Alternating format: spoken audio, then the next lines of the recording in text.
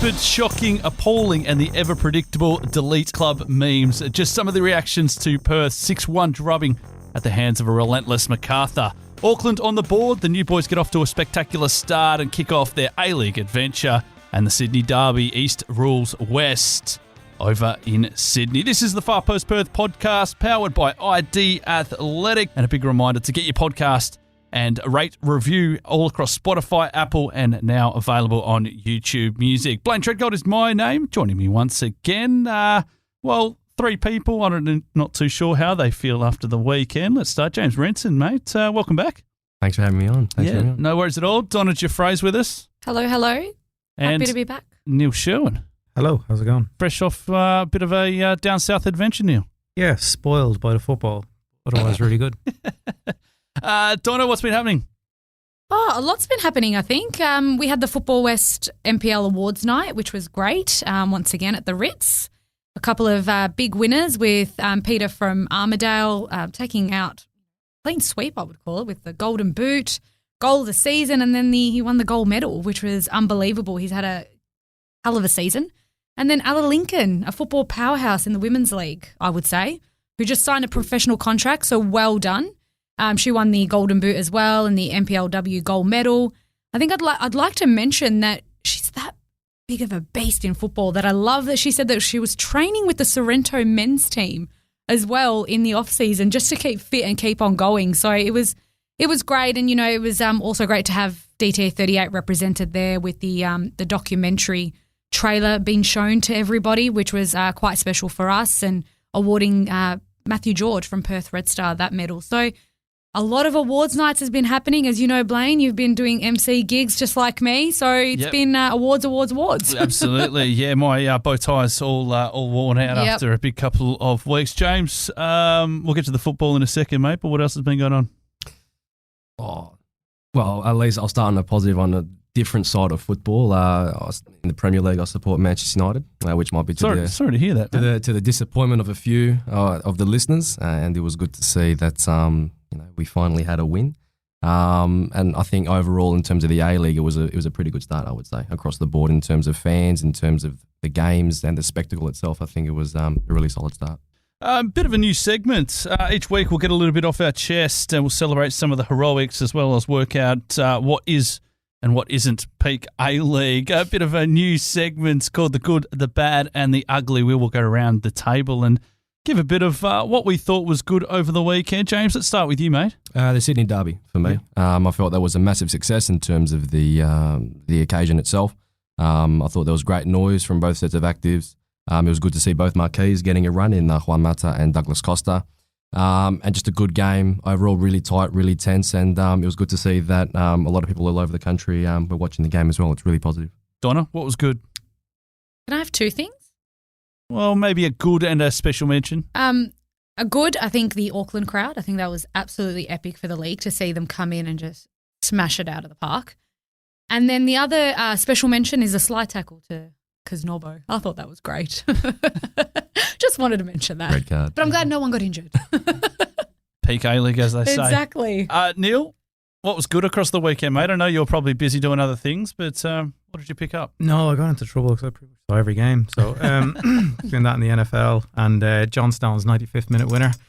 That was very good at the weekend. The other good, I think, just having the games back. Friday, 3 games, Saturday, Sunday, decent scheduling. I said last week I wasn't going to watch Newcastle and Melbourne City, and I did sit through 60 minutes of it. So just because football's back, it's great to have games all across the weekend, and it's pretty much at least part of all of them. So yeah, it was nice. I'm going to go on a little bit of a different tangent. Just the return of the coverage, like all the podcasts throughout the week that you can catch up on, all the club podcasts, and plenty of volunteers just like ourselves that put plenty of work into just delivering some great content from all angles and everything else. And you've got the more, I guess, professional ones like the Global Game with Simon Hill, and you've got A-League Off Air with Daniel McBreen and Robbie Thompson as well. So also like what Channel 10 seems to have lifted their game, and just a little bit of extra content and everything else that's going on, which I think's just added a little bit to the hype, which there was plenty of that across the weekend. This might be a bit self-explanatory, James. What was bad? I got two. Yeah. But I'll stick with one for now. And this might be unanimous across the table. The music at the Jets game before corners. Oh. That was atrocious. It was forgot about atrocious. that. I couldn't understand it. Like I thought the stream I was watching, if that was bugged up or something, but no, they were actually playing it throughout the whole game. And I would have liked to have known what the players thought about that because I just felt it was like, they were trying to Americanize it, which just isn't us. It was annoying and off-putting. Yeah, I agree. It was If you're taking a corner, because it stops right as they kind of take the corner, and it's like, you'd stuff it up more or less. yeah. Huh. Didn't like it at all. Donna? I forgot about that one because I didn't really watch much of the game. Fair enough. Probably Risdon being injured. I think that's a bad thing. Him being out. I think that's dire for the club. A few rumours that it's 4 to 5 week MCL injury. So I think that's my bad. Yep. I don't have it. Neil? Juan Mata on the bench. Get him starting. Didn't drum up all this interest in a derby and have him doing promos to sit in the bench for 60 minutes. Get him on. Don't care if he's match fit. Get him on. Or underdone. That's what we've... Underdone. Yeah. What could go wrong with underdone players? Well, I'm going to take that and run with that because David Zrilic presser, Oh. Post-game? post-game presser, Yeah. that was not what Glory fans needed to hear after that. It should have been put hand in the air and it should have been total accountability. And that performance is not going to happen again under his watch. That's what it needed. And then he could go into the rest of the mitigating circumstances. I was waiting for it throughout that 7-minute presser. Nobody asked the questions. It never really. came. Yeah. And there was no one there, to ask those questions. Correct. So he's not going to put his hand up if no one's going to ask him. I would have liked to have seen a lot more accountability from David Zrilic. Yep. James, ugly. Pretty self-explanatory. Our defending in that Macarthur game, diabolical. Donna? Those damn bells at the Macarthur. Freaking hate those things. Get rid of Macarthur. Can we just get rid of those damn bells? That's my ugly. And obviously, seeing Glory get absent to shreds is not great. But those bells, we need to remove them. Neil? Just how quickly it went down. It was... Zrilic did point out that the first 5 minutes were good. But it just fell off a cliff so quickly. It was... They leaked 1, and they leaked 2, and then they leaked 3. And then it was time to just start making memes. There was really nothing else to do with the afternoon. It was depressing, really, just how quickly you didn't even have time to be annoyed because another goal had just gone in. Yeah, I think that was probably the ugly side of it for me. It's one thing to lose, and if they're not a good team, they're not a good team. But the attitude was horrible. Being slow with dealing with quick free kicks, reacting poorly, no leadership when a cross comes into the box. You can blame all the things you want, like new players and one guy not being able to speak English, but as a defender you attack the ball, and I felt that especially on the last goal when a cross came in, not one player made any attempt to attack the cross. That's not anyone else's fault. That's on you as a defender. If you aren't accountable yourself and you're expecting someone else to do your job, well then you shouldn't be there. The problem is heads can hardly roll because who are they going to bring in? So we're already one game in, and I know we'll get onto a bit more in depth about the game itself, but the ugly side of it for me was just attitude. It really stank, and you as fans after 20 minutes, you're going, well, what are we waiting here for the next 70 minutes of this? It was embarrassing, and I would have thought that some of the guys who maybe got into the team at the last minute, because there were a few selection surprises, would have done more with the opportunity that they were given. But some of them, you'd be quite happy if you didn't see them again. Keep some of that powder dry, Neil, because we will go into that. But I'd been out the night before. I'd been emceeing Perth AFC. I got home and had a glass of wine, and I kind of had a bit of a sleep in, and I was kind of just waking up, and I was still eating my toast and rubbing my eyes. I don't know, the game started at 1 p.m, but I thought I'd just have a bit of a lazy day. Yeah. This is what happens when you don't have kids, don't it? But I tell you what, 20 minutes in, the neighbours were pretty lucky they didn't get a 56-inch widescreen across the fence and into their pool, because it literally was 25 minutes. I was at a play centre. I'm like, okay, the Glory's playing, we've got to go. And then I saw a goal going. You guys can keep playing. Yeah, no, it wasn't good. It wasn't good. So there's a bit of the good, bad, and ugly from across the weekend, and got a few on the socials as well. People chipping in. Taggart's finishing. Sale and Carluccio showing some passion. Good, we're goods. We'll get on to a bit Ollie Sale, I'm sure, in a little bit. Referee belonged for full time. Yeah, can't argue with that. Good. Interesting that Kanga, Hamzaoui, Karia and Lisolaski at centre back were good. The good it ended.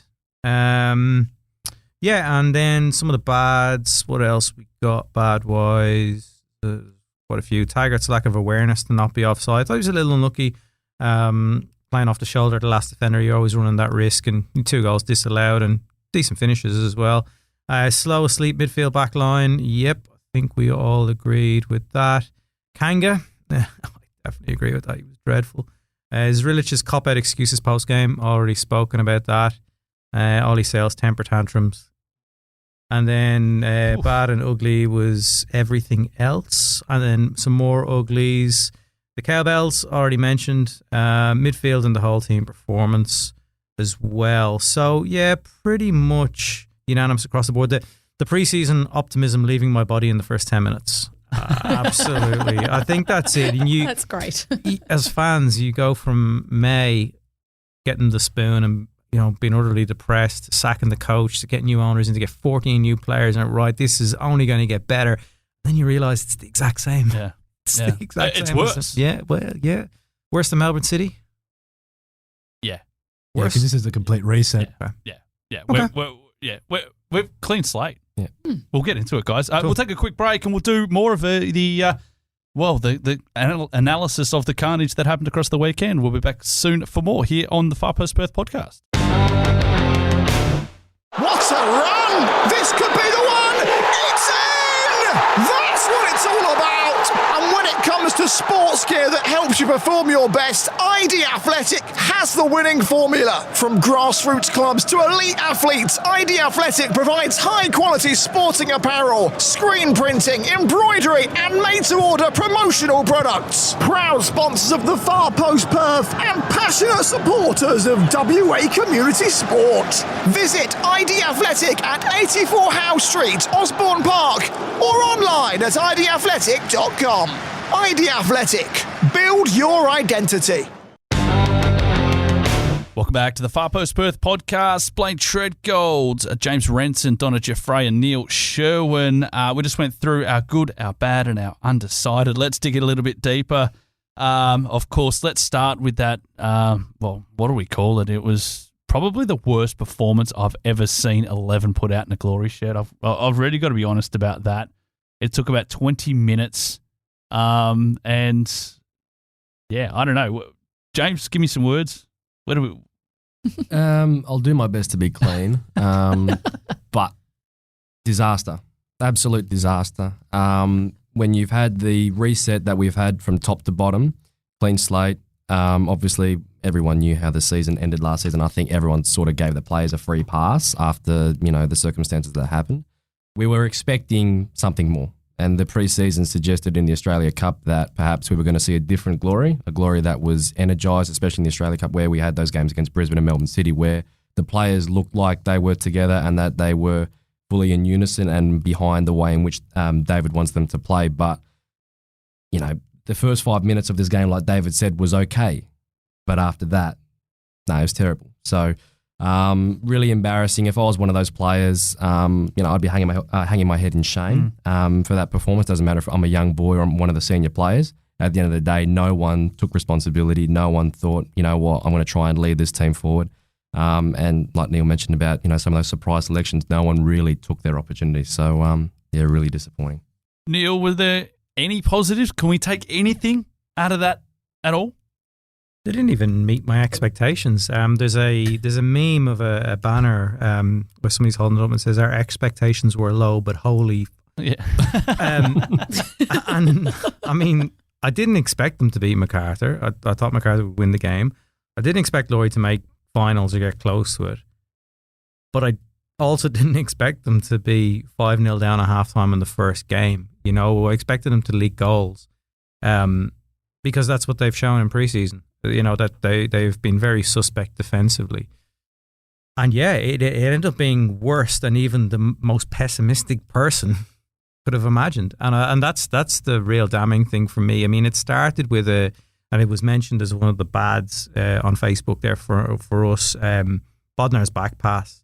I mean, just the lack of awareness of what's around you and an absolute gift. When you're trying to work your way into a game against a team who's come off a really good preseason, They've won the cup. Solid side and absolutely great on the counter attack, which you can't afford those mistakes so early. And I think the team selection of essentially 4 centre backs against a side who's very good on the counter attack, who likes to play in behind your back line, is asking for trouble. And it's how it transpired. They were so much quicker out wide with Glory's fullbacks in inverted commas. Looked like they were running in cement for a lot of the first half, and they were far too easy to carve open. There was a massive gap between the 2 6s, and you're playing 4 centre backs and 2 6s, and you're just being carved open in the middle of the pitch at times. It was really just shocking. In terms of whether positives, no. What's the point in trying to sugarcoat something like that by going, oh yeah, well, you can take this out of it. I couldn't take anything from that performance. Really, why would you? You're better off just putting it in the bin and starting again next week, rather than trying to pick something out of that carcass, because it was a complete disgrace, attitude wise, adaptability to different situations. When you're being carved open at the back, maybe shut up shop a little bit, maybe don't allow them so much space to run in behind you. Stand over a quick free kick, or at least if you're not going to stand over the quick free kick, get back in position, do something. And I just felt that there was a lot of players out there who just didn't want any sort of responsibility once the second and third goals went in. I know there was young players in there. Maybe they haven't had much experience of first team football, but even the team selection was a little bit weird for me as well. I wasn't really sure what they were trying to achieve with the structure. It was a 4-2-3-1 the way they lined up, but it just looked like players in positions. It didn't look like there was a structure. They weren't looking cohesive in any way, shape or form. And that's just how it played out across the game. And 5 goals in the first half. Macarthur could have easily hit 5 in the second. People saying that the second half was a 1-1 draw. That's because Macarthur let it be. It wasn't because Glory were good. So we shouldn't fool ourselves into thinking that Glory improved in the second half. They absolutely did not. Donna, Neil kind of alluded to it. How did we get it? Well, how did Zrilic and co and the coaching staff get it so wrong? Because I agree with Neil. It just didn't look like the right setup from the go. Yeah, I just want to know who's calling the shots there, right? We've got Stan sitting on the bench as the football director, which I've never seen happen before. Is he in Zrilla's ear calling a lot of the shots? Is he making decisions? Is that why they got it so wrong? I have no idea. And the fact is, and we're going to get onto it next, the whole, we've got a bunch of players underdone. It's the longest off-season known to mankind. Like, correct me if I'm wrong, is it the longest off-season in football? I believe it is. Yeah. It must be, right? Mate, it's one off. Yeah. Either way, you're off for 6 months. You're off for 6 months. Yeah. Most of the players were signed 5 early months, on. yeah. There was a few latecomers. How are you so underdone? How's that an excuse? Is it an excuse going into the game? Like Neil said, do you just wash it off and just go, hey, let's kick a restart this week. Let's try again. But questions need to be asked. Who's at fault at this? Like, is that a poor excuse? Well, you sign injured players. Correct. You look at the Millie isn't a substitution. I get you want to give the guy minutes, and there's no B team, there's no reserve team to play him in. Yep. I get it that he needs to ease himself in, but why would you take the risk at 6-1 down, 76 minutes on a guy who's barely kicked the ball, hasn't kicked the ball in pre-season, and chuck him on? Just shut up shop and take it and give him another week rest. Or why not put on a leader like David Williams? When clearly we were missing some leadership out there and a cool senior head. Instead, you got Miliusnic when we all saw it when he was going for that run and then immediately grabbed for his hamstring and immediately went. Williams should have been on at half time. He should have been one of the 3 to on at half time. Yeah. You're looking for some leadership because there was no leaders in the first half. No. Bring him on at half time at least as a leader to direct traffic and organise a little bit. I wanted to talk about the defence because the defence, I think someone said that there was 8 games. Am I right in saying there was 8 games of A-League experience in that defensive line? I think it was 18. 18, sorry. Yeah. Between them all. Between them all. 18, yep. I mean, that's likely to get carved up any day of the week. But why are we going for, why so inexperienced when you've got, I mean, where's guys like Jacob Muir? Well, fundamentally, it was not balanced to begin with. No. So you look at, for example, at right back, Kalama Jakadunmi is a good defender, but he's not a defender that... Well, he's not a right back. He's not a right back, and he's not got a lot of recovery speed or agility to him. I don't know why Jared Coluccio, for example, wasn't out there when he had played in the preseason at fullback before and has done that in previous games last season as well. I just think David got it wrong from from the get-go. And I think the way in which he wants to play, there is an immense amount of detail behind it, and the press is obviously the most noticeable feature. But I think the players that we had in, for example, the midfield roles really contributed to why the defence was so exposed. Because I think if you're asking guys like Brandon O'Neill and Luke Bodner to play similar roles to what the Leipzig players do in the sense of covering ground at high speed, you're setting yourself up for failure. And I think there are a number of times when, in particular that first half, when we were trying to do that press, where you could just see players either not fully committing to it, not winning their duels, or leaving so much space that when it did get to the back four, you could see a lot of hesitancy, whether it was Labib or Kunga thinking, I should go out, and then whoops, he slips, or Lizalewski thinking, what should I do? And there's that hesitancy as well. And then when you look at the back four, it's Kunga who can't really speak English. And then you've got Lizalewski and Majeka playing out of position. And then you've got Labib partnering Kunga. And I don't think they've partnered each other, at least in a preseason game. So it was a complete disaster from the get-go, like Donna said. So really disappointing. They got carved up straight through the guts.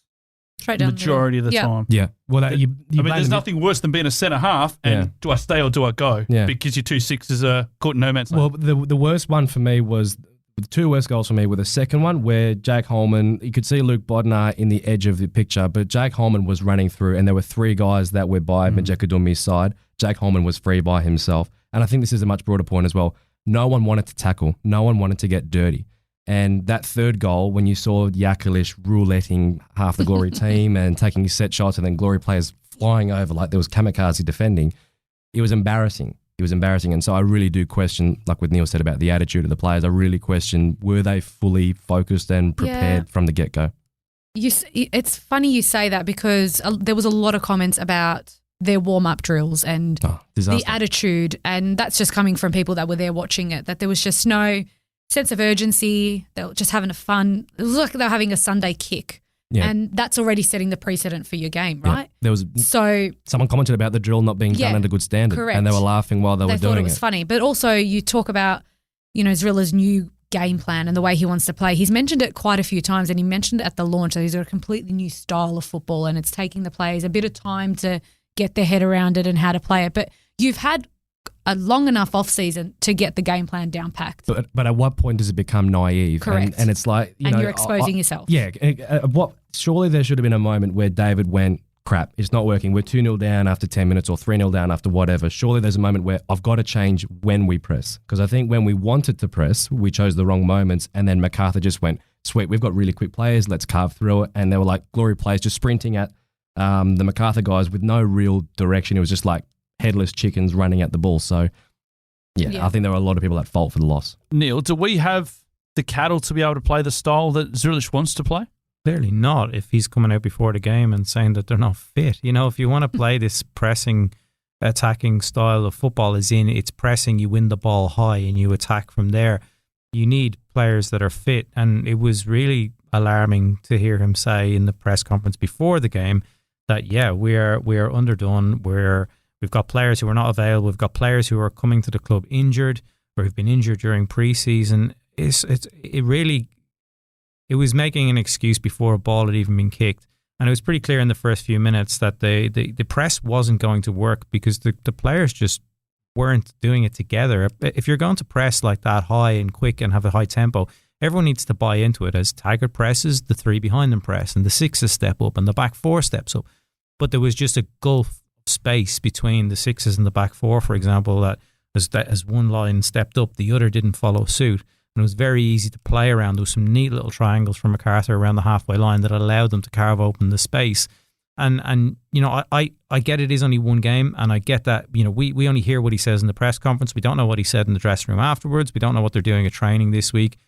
But that's actually the problem. To your point earlier, Glory fans need to hear something, right? This is 30 or something goals conceded in 4 games, whatever it may be. I've lost count. It's that many. But the reality of the situation is he had a chance to start fresh, to give us something to build on. I didn't expect to win the game. I would have taken a nice 2-1 defeat and the players actually apply themselves, and I would have been fine with that, something to build on. But you can't build on anything that we saw at the weekend, and that's the concerning part. To your point earlier, was there any positives? You can't take anything from that. And you certainly can't take positives from what we've heard since then. Effectively, a poor press conference, radio silence, and, let's all get out to HPF Park on Saturday and do it all again. I mean, okay, why? My question is, where was any comment from a Perth Glory player, staff member, or even the owner after the game on Monday? Comment. Anyway. on Monday, though, to sort of reassure the fans and get them prepared or wanting them to come to the game on Saturday, because now it's basically a must-win and we're only 2 games in. Well, look, we've heard bits and pieces and rumours of what went on after the game and all of that, but there apparently were only 2 players that went over and acknowledged the away supporters. That in itself, to me, is poor. You know, it should be all hands on deck trying to get off the bottom of the table. You're going to need these people at the away games later on in the season. It's a sign of respect to even just go up and clap them or say thanks or pose for a photo. You know, we're not in the business of, we don't have enough away supporters that are going to go over and get bottled. You'd know exactly who did it pretty quickly. So even just going over and saying thanks for coming, and they may turn around and go, yeah, well, you were crap today, but you just have to take that on the chin, right? Because you were. Yeah, right? exactly. It's fair comment. Yep. Yep. But that to me is just, it's not starting things off on a good foot. And I would hope that maybe, I'm not saying that the owner should get involved in team selection or any of that nonsense, and even Lazaridis, but even have a word about what the expectation is as a club, what culture you're brewing here. You know, you've got to be one in, all in. And if you're not interested in that, well, you shouldn't be at the club, because it is a very much an all hands on deck approach to get off the bottom. And just to add to that, I mean, we talk about this new era and new ownership and new coach. You've got to prove that there's a new culture there as well. 100%. And you've got to be doing things better, cleaner, and, you know, everything out faster than everyone else. Because unfortunately, it just looks like the same old that we've seen for the last decade. Yeah. I wanted to have a bit of a chat about Ollie Sale. He's got a couple of mentions there, but I just want to read you some stats as well. And this is courtesy of Robbie Thompson and Daniel McBreen on the A-League off-air, and I think this was passed on by Andrew Howe, the statistician magician. Perth has now taken over the record for the most amount of goals over a 5-game spell in both the NSL or A-League. Previous record was held by Blacktown City, Brunswick and Canberra Cosmos at 22. Perth now hold it at 29 goals conceded in the last 5 games. Yeah, so again, that's where you ask the players, do you really want to defend? Do you really want to win? Well, let's see you apply that in the league, because we haven't won a league game since February. We haven't won away since January. I'd be happy to lose a game by less than 6, because that's what we're at the moment. Disaster. It's just under 6 goals per game. Yeah. Well, not lose by, you know what I mean, but scoring, yes. Conceding. Ollie Sale, this was also brought up today. In his 18 matches, he has conceded 51 goals. I think you could have 4 Buffons in goal on Sunday and still would have shipped. As someone said today, you could have had both Cooks, both Cooks and Ollie Sale in there, and it still would have been a Sale made 7 saves, a couple of good ones. Yeah, I don't think he's a bad goalkeeper. I think he's a decent goalkeeper in a really, really bad environment and a really, really bad team. And I do feel sorry for him. I don't think he's made many clangers and howlers to the point where you could say that Cameron Cook makes it a 1-1 game or keeps a clean sheet. There's no chance Cook keeps a clean sheet in that game. Not a chance whatsoever. And I think people are just looking for a scapegoat, and it's a very easy one to have the goalkeeper. I'm not saying Sale shouldn't be dropped and Cameron Cook given a chance. Everybody's job should be on the line now after that showing. But is he the one factor? No, absolutely not. Do you know how many shots Macarthur had inside our box in the game? Oh, it must be double figures. They had 18 shots inside the box. So what hope does any goalkeeper have in terms of keeping a clean sheet? Yeah, absolutely. And I think people see the ball sailing past him. But sorry. But you know, 18 shots inside the box, conceded 6. You know, it doesn't look great. But what's he meant to do for the last goal, where 3 defenders just watch the cross go right past him into the 6-yard box for a tap in? You know, I think this is a bit. I think people are blaming him. Blame him But solely blaming him, you need to watch a little bit more football. And I don't want to get what level have you played at or anything like that sort of thing. But it's really, come on, like it's Football 101. It's not the goalkeeper that is shipping 30 goals. It's absolutely not solely down to him. But having said that, if they play Cam Cook this weekend and Cook has a blinder and keeps his spot, brilliant, because we need players that are in form. If Cook goes out and concedes 6, what do we do then? Sack them all. Yeah. Guys, I'll put your coaching hats on. What needs to change this weekend? Is it personnel? Is it a style? What do we need to see this weekend? Park the bus, set up not to concede would be a start for me. 100%. First 25 minutes, don't go to gung-ho press. Press at the right moments, absolutely. When you get the fullbacks head down in a corner, press as a group, absolutely. Maybe force the centre-backs into playing long balls, cool with that. But if they're playing into midfield and turning and everybody's pressing and you're leaving gaps in behind for the likes of Barbarouses to run in behind with a back four of slow defenders potentially, again, you're asking for trouble. It's suicide. So I would, first of all, probably defend 10 yards deeper and protect the edge of the box a little bit more and play to not concede in the first 20-25 minutes. For me, there needs to be a change in personnel. You can't afford to use the I don't speak English as a excuse. As much as we wanted Lewis Kanga to be good in that first game, he clearly wasn't, and there's clearly a no cohesion there. I think that's a very easy excuse, though. It's a poor excuse.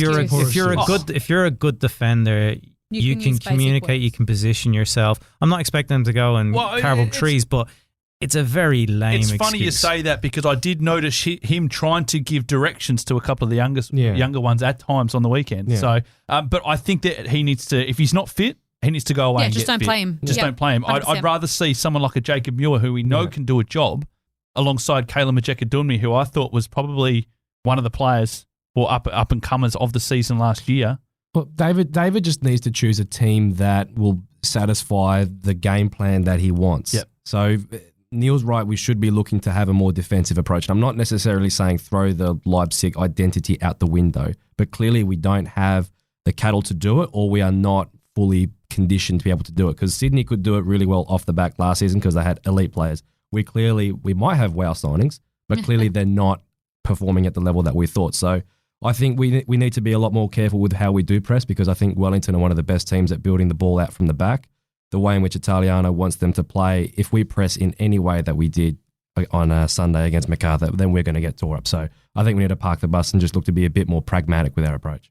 Wellington will absolutely try to suck Glory in. I watched their game and it involved a goalkeeper and basically two centre-backs just outside the 6-yard box, playing little triangles, waiting for the right moment to bait.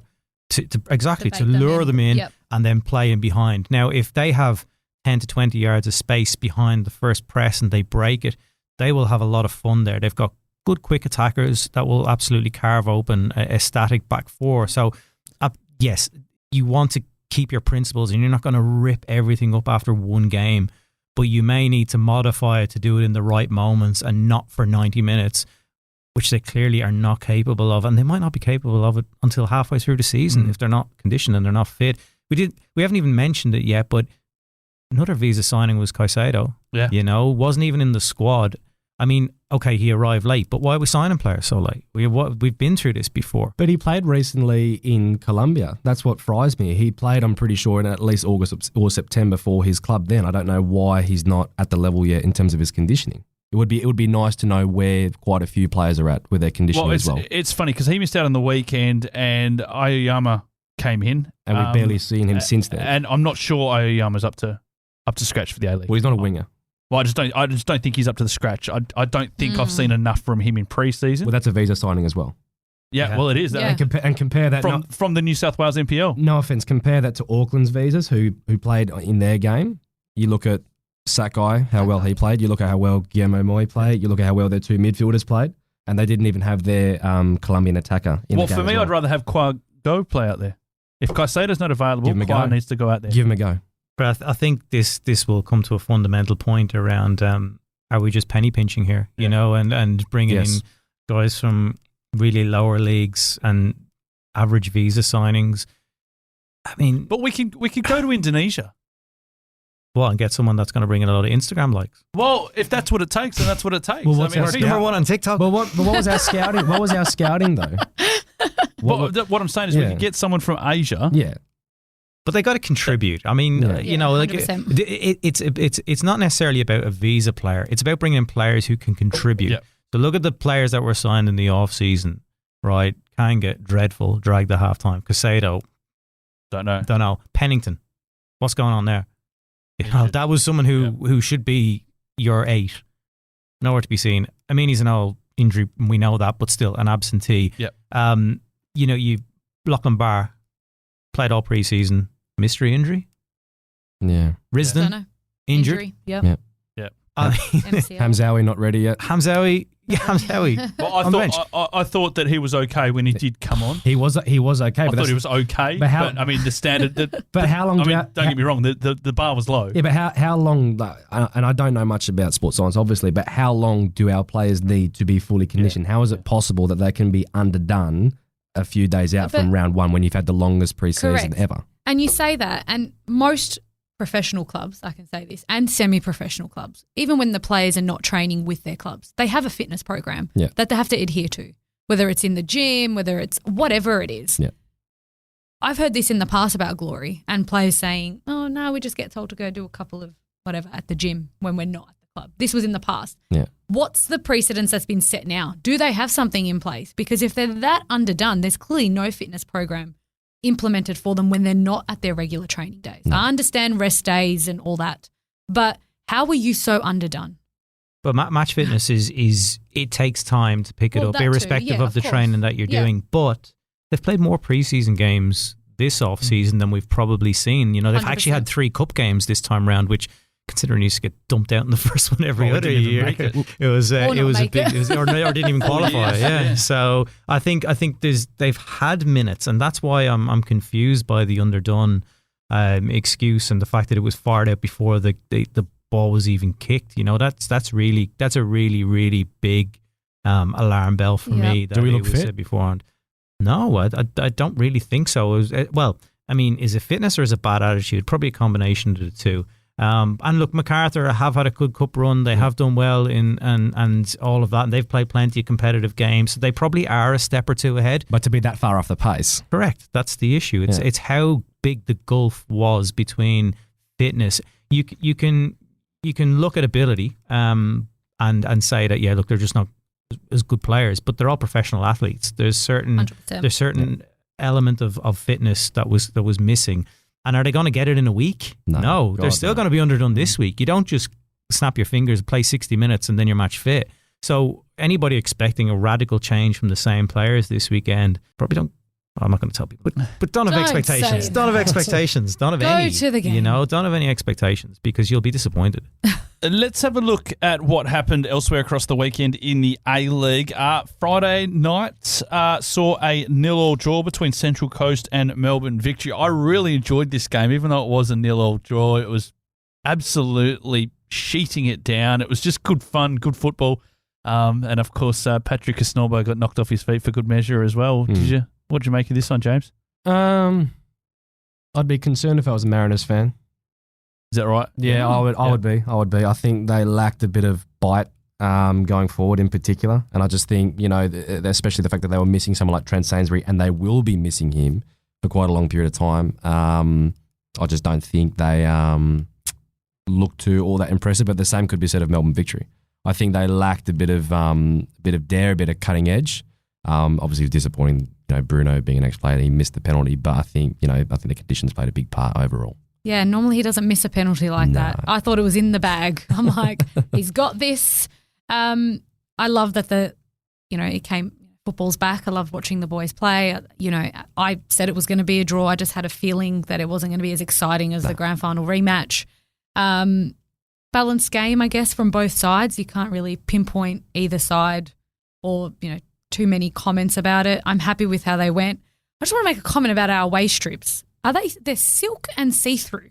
I don't know what was going on, but the minute they start, as in Silk. they look silky material. Go back and look at it. And they were sweating in 5 minutes of the game. It couldn't have been that hot because it poured down. Correct me if I'm wrong.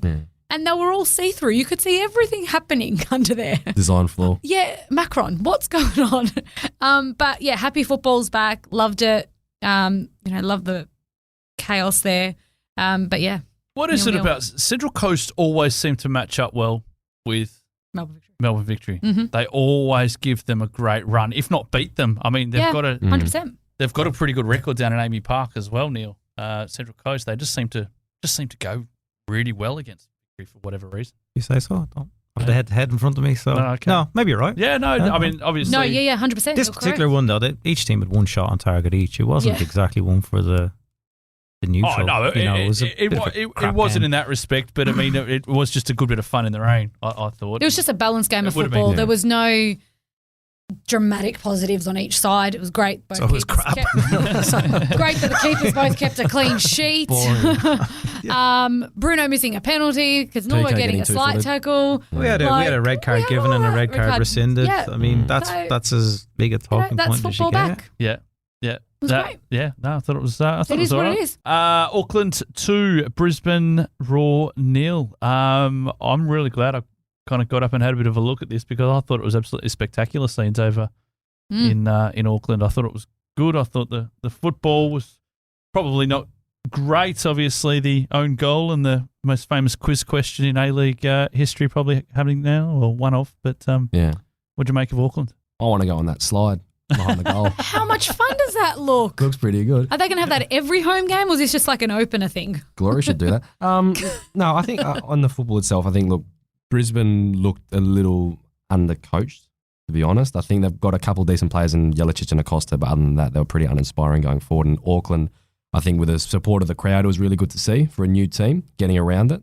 I'll be pretty happy if I was Steve Corica. I'm just glad Auckland kind of got off to a win because it means those kind of people have had a bit of a taste. They're likely to tell their mates and hopefully they all come back a little bit stronger next time. Yeah, look, 24,000, they're not going to sustain that every game. They'll get it for the derby and maybe some of the other bigger fixtures. But if they settle down around 15,000, 16,000 for across the season, it'd be better than most. And I think there's a really good opportunity, I think, with the club colours, the black and blue, for people to recycle their old shirts.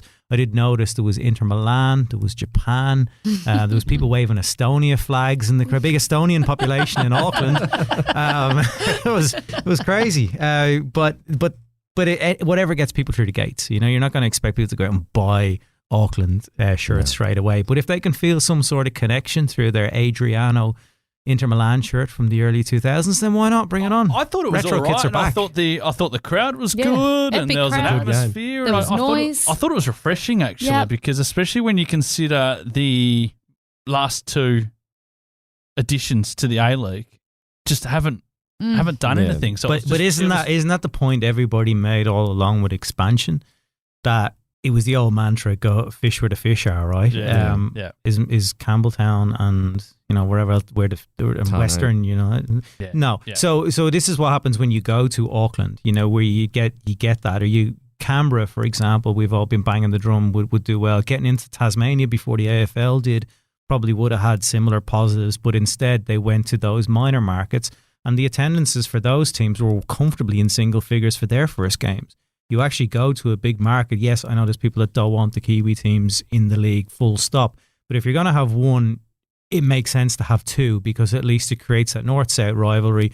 They play against each other. You'll get good crowds, and potentially they'll become quite a force in the league because of who they're backed by. Auckland will have a real opportunity here.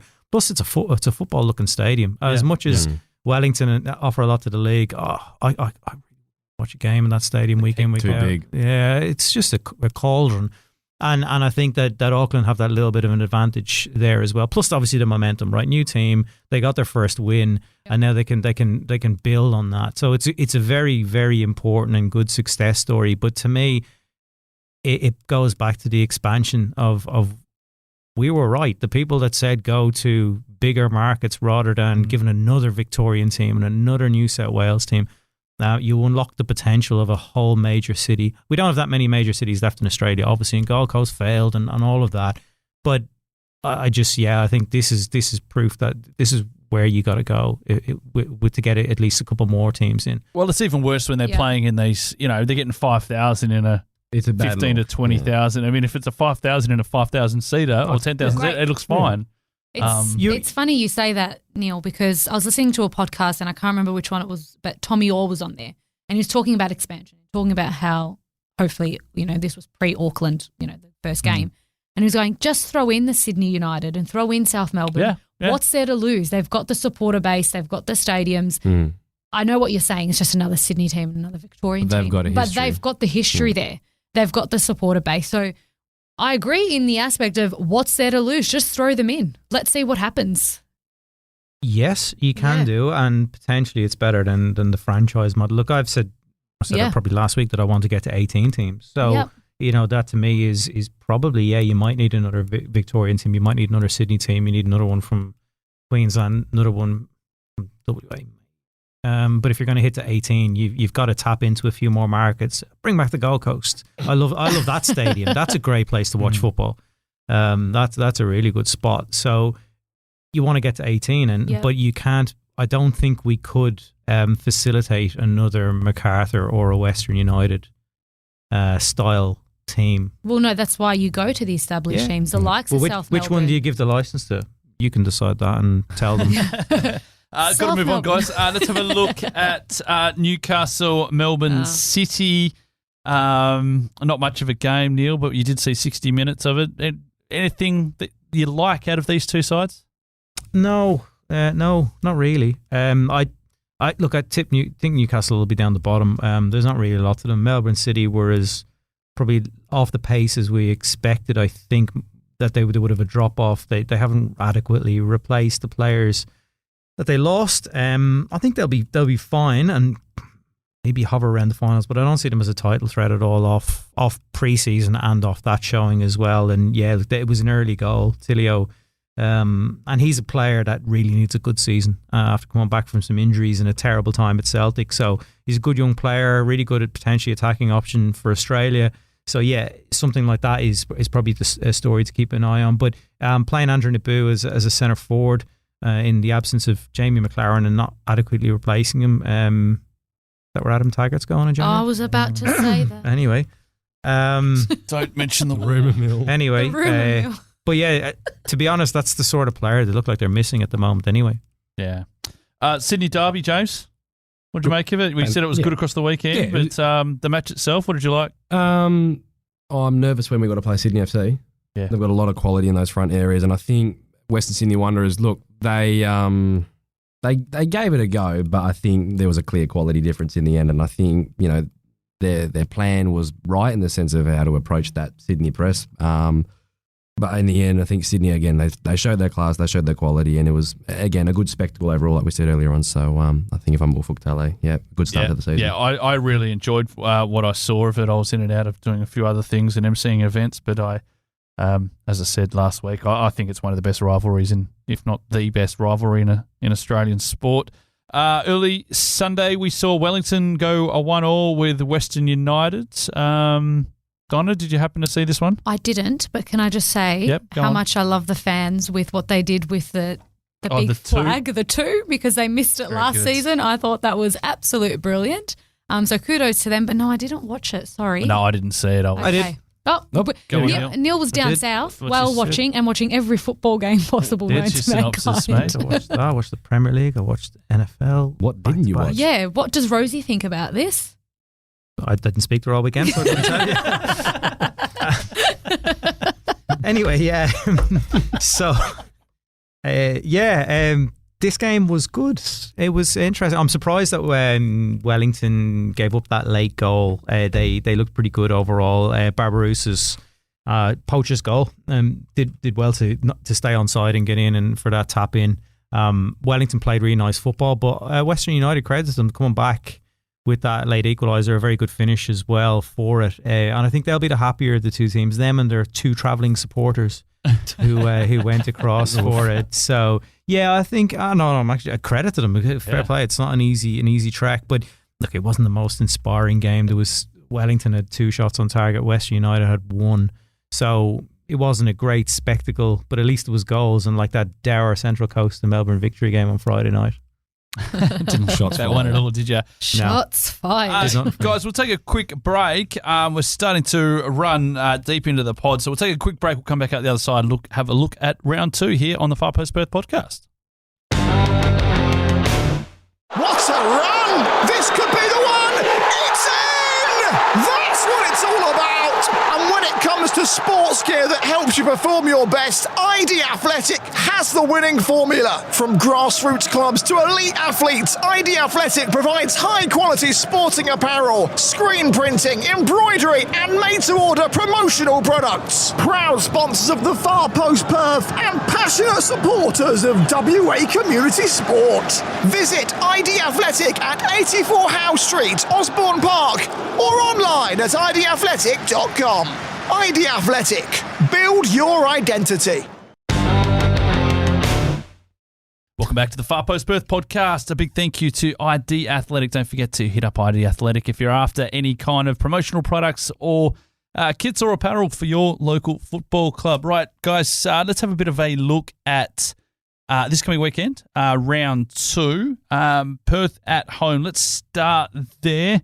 Bit of a, what are you expecting from this one, James, just quickly? 3-1 loss. Oh, I've just tipped Wellington to win. Yeah. I don't have a score prediction. All right, there you go. 3-1 sounds pretty reasonable. Because Glory, they can score goals. It's a weird thing. They could have scored, 3 at the weekend. So there's definitely that potential there. They are going to leak. They're going to concede. So yeah, I think 3-1 is a fair shout. Maybe even a bit optimistic. Might even be more 4. 5. Yeah, and if you are going, make sure you look out for Donna and Maisie. They'll be doing a bit of a fan reaction, hopefully for everyone's sake. There is a win, and fans are a little bit happy because if not, then things you might need to run for your life, Donna. If we I'll go in hiding. It's always better content at a It is loss, better, though. yeah. Better content. I'll just throw James Friday in. night, Macarthur against Newcastle. What are we expecting from this one? I've tipped Macarthur. Light work from Macarthur. They were great. I mean, you can only beat what's in front of you, and they did it very impressively. And I think Newcastle they don't have anything really in attack to trouble Macarthur. I actually think Glory have a better attack than Newcastle do. Just saying something, but yeah, Macarthur are going to be good this year. Yeah, I think it'll be a comfortable win for Macarthur 2-0. We also get our first look at Adelaide. They'll take on Central Coast, first game on the Saturday. I think we all thought that Adelaide might just struggle this year. Yeah. What do we expect out of this one? First of all, I'm looking forward to a buzzing Hindmarsh Stadium. Yeah, great football stadium. On the Probably one of the field. best. I just don't know what to expect from particularly Adelaide. 1-1 draw. I think it'll 1-1 just be a draw. stalemate. Yeah, I've just gone for a draw. Yeah, draw for me as well. Yeah, that's where I was looking, and it's hard to know with Adelaide being the first competitive game. Central Coast, we've had a look at them already, but yeah, as you say, Hindmarsh crowd could potentially be a factor though in the game as well. So, looking forward to that. Melbourne Derby, Melbourne City's home game. They're taking on Melbourne Victory. Donna, Melbourne City by how many? Boo! I've got Melbourne Victory to win. James? Melbourne Victory 2-1. Yeah, I think Victory No will. Jago, no Miranda due to red cards. Yeah, which is fine. It's more so about the Casnorbo narrative. I'm looking forward to seeing a banner, or maybe it'll just be a mini flag being held up behind the goal. Might be. Small Actually, flag. yeah, there might be a bit of Small banner. spice in that. No, I think yeah, the Casnorbo narrative makes it. I think the Niles will be out pretty early for him as the game kicks off. But overall, I mean, don't rate City from what I saw last week, and I don't think they're going to score too many goals. And Victory are a more rounded team with better game changers, I'll say, I think, from what I've seen. Auckland against Sydney FC. Does Steve Corica beat his old mob, James? Nope. I think it'll be an entertaining draw, though. Draw? 2-2. Yeah. 2-2? I've said draw as well. Score draw? Game of the week for me. Yep. I'm really looking forward to this one. I think, draw is a good shout, but if I was to pick a winner, I think it'd be Sydney, because Auckland, for the result that they had, they were good. I'm not sure they have a clinical number 9. I think that might be their downfall as the season goes on. They had a nice little build-up play, intricate players around the box. Nice, it was nice up until they got to the penalty spot, that sort of area. I think they lack a little bit in that. So happy to be proven wrong, but I just think Sydney FC are a very, very good squad, and they will be bouncing after that Derby win, especially being away at Western Sydney. RBB with a banner up about themselves. It was great to silence them. So I think I'll tip Sydney FC for this one, even as much as I really like what Auckland are doing so far. Western United against Western Sydney. None of them in the West. James, what do you reckon? Stadge gets them up for their first win. I reckon they win it just 2-1. Stadge wins against Aloisi. Yep, I've got Western Sydney to win that one.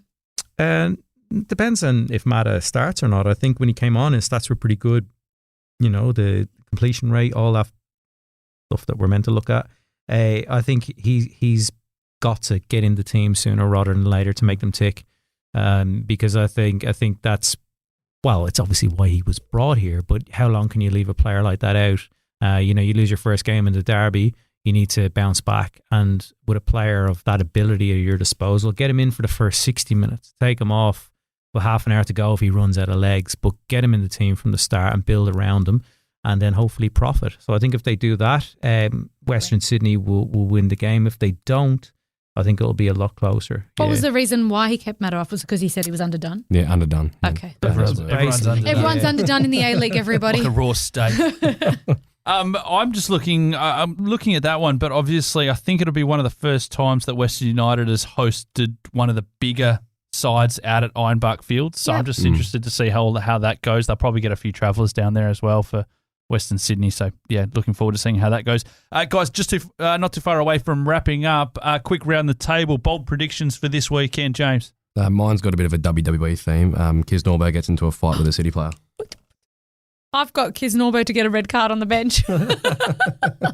You're the king of the bold predictions at the You moment. said I am. Thank you. You're going to manifest it. Thank you. I'll go with overall 4 red cards, 3 penalties, and 2 own goals. In the whole Across the 6 games. for the 6 games. Just mayhem. Yeah, why not? That's WWE. That's like a That's Royal a Rumble. great. Yeah, that's a whole WrestleMania. I'm going to go with a red card for Perth this week. I think they're going to come out, but I think they'll probably come maybe someone will Blitzkrieg. to a take it player or to like Laz off the bench? No. Just I think a player will. I think a player will just. You do realise that would involve someone making a tackle. Well, that's true. Well, there was none made last week. Now's your time to be a wow Gotta get signing. doubly hard this week.